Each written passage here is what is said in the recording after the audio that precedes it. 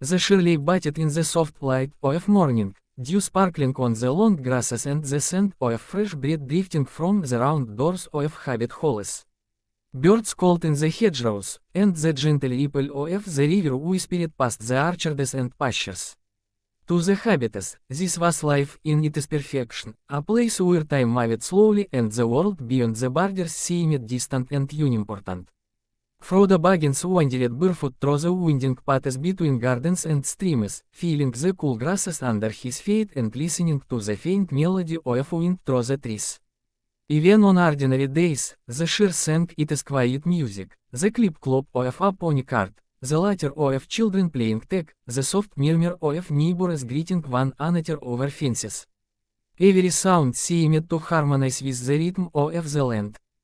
He paused near a brook, watching the water glint as it tumbled over smooth stones.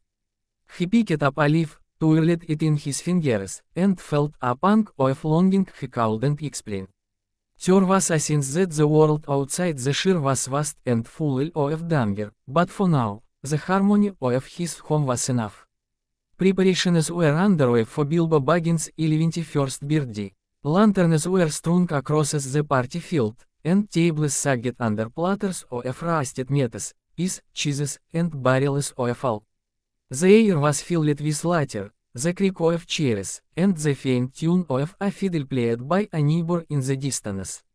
Children dashed between legs, chasing one another, shrieking in joy. Frodo smiled, to a sense of unease lingered. His uncle Bilbo had grown restless in the months leading up to the party. Even the gentle music of the Shire could not seem to soothe him completely. Occasionally, he would slip away from the festivities, muttering about long journeys and adventures past.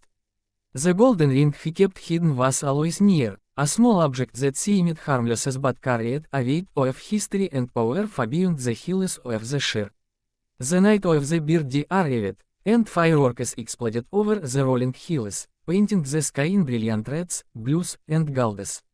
Frodo stood with the other Hobbits, awed by the display, feeling both the joy of celebration and a subtle tension that he could not explain. When Bilbo disappeared suddenly, using the ring, the entire Shire erupted into confusion.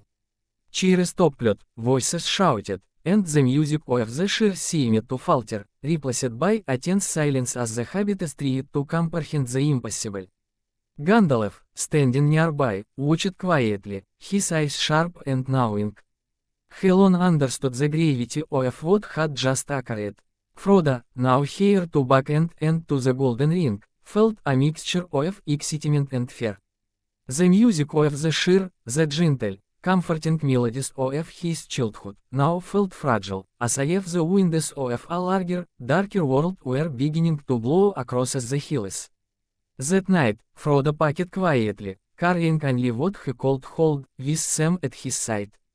The soft whisper of leaves, the distant murmur of the brook, and the faint notes of a distant flute accompanied them as they slipped from the Shire, universe that their peaceful world was about to collide with the shadows growing in lands far beyond the green hills. The Shire's music lingered in memory, a reminder of home, innocence, and the life Frodo now sought to protect against a rising darknesses. The fellowship left Rivendell under a grey, misty sky, their cloaks pulled tight against the chill. The air smelled of wet earth and pine, and the path ahead wound through dense forests and over mist-covered hills. Frodo walked near the center, the weight of the ring pressing not just against his chest but on his mind, each step heavier than the last. Sam walked beside him, keeping a vigilant eye on the roads ahead, his hand occasionally brushing against Frodo's arm for reassurance. Aragorn led the company with quiet authority, his keen eyes scanning the forests for any sign of danger.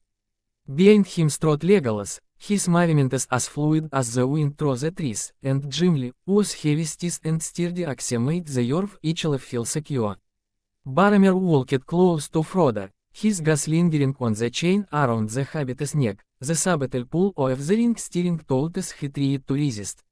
The journey began with a deceptive calm. Snow dusted the forest paths, and small streams tinkled over rocks, a faint echo of the Shire's gentle music. The fellowship shared quiet words, courteous jokes, and the occasional story of home. Moria and Pippin tried to keep spirits light, whispering funny anecdotes or singing soft, off-key tunes that momentarily cut through the tension. But even in these small comforts, the shadow of the ring pressed on them. When they reached the base of the Misty Mountains, the weather turned unforgiving. Wind howled through narrow passes, and snow fell in thick sheets, blinding and relentless. The mountain paths were slick with ice, each steep dangerous. Attempts to ascend Caradhras ended in failure, the storm seeming almost alive, driving them back. Exhausted, frostbitten, and shivering, the fellowship realized they would have to take a darker, risky route through the abandoned dwarven halls of Moria. Inside Moria, darkness swallowed them instantly. The faint flicker of torches revealed immense halls lined with towering stone pillars, the air thick with dust and the scent of ancient decay. Footsteps echoed unnaturally, and every shadow seemed alive. They discovered the tomb of Balin, a reminder of the kingdom's tragic past. Gimli's grief was raw, his hammer tapping the stones as he murmured prayers for his kin.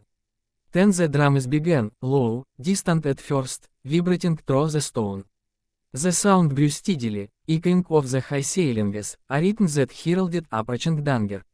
Archers pied from hidden corridors, tear shrieks and clashing weapons breaking the fragile silence.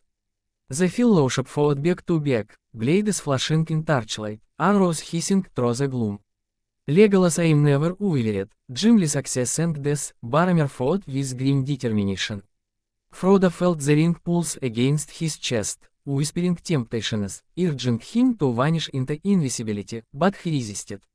The worst was yet to come. A rumble shook the halls, and a deep shadow emerged, the Balrog, a being of fire and shadow, towering over the fellowship. Its whip of flame lashed out, scorching the stone floor, and he trailed like a wave over them. Gandalf stood firm on the narrow bridge, staff raised high, facing the creature alone. "You shall not pass," he roared, voice echoing through the vast cavern. Sparks flew, stone cracked, and the Balrog lunged. The bridge shattered beneath the Balrog's weight. Gandalf's staff struck with blinding light, but the wizard was drawn into the abyss, his form vanishing into darknesses, his last cry reverberating long after he fell. The fellowship fled, hearts pounding, grief-stricken and shaken. Outside Moria, the sunlight was sharp, almost cruel in its brightnesses. They stopped briefly, catching their breath, each of them silently grappling with the losses of their guide. Gandalf, their protector, was gone. The shadow of that journey loomed larger than ever. In the golden woods of Lothlórien, they found fragile solace. Lady Galadriel's presence brought a calm that felt almost unreal. The wind whispered through the trees, and the river's gentle flow sang a melody reminiscent of the Shire, a fleeting memory of peace. As each looked into each of their hearts, seeing the growing tension, the desire, the fear, and the pull of the ring. As they traveled down the great river, the strain within the fellowship reached its breaking point. Boromir, desperate to save his people and influenced by the ring, attempted to seize it from Frodo. Recognizing the corruption that had begun to spread among them, Frodo made a painful choice: he would continue alone. But Sam refused. "I made a promise, Mr. Frodo," he said, clinging to the Hobbit as he pushed their small boat into the river. "I won't leave you." Together, they drifted down the river, leaving the fellowship fractured. Frodo and Sam on their path to Mordor. Merry and Pippin captured by archers. Aragorn, Legolas, and Gimli in pursuit. Gandalf lost, his fat young known. The journey toward Mordor had begun, and the ring's shadow stretched ever wider, a weight on Frodo's heart heavier than any mountain they had yet faced. The memory of the Shire, its music and peace, lingered faintly, a beacon in a world that was growing darker with every step.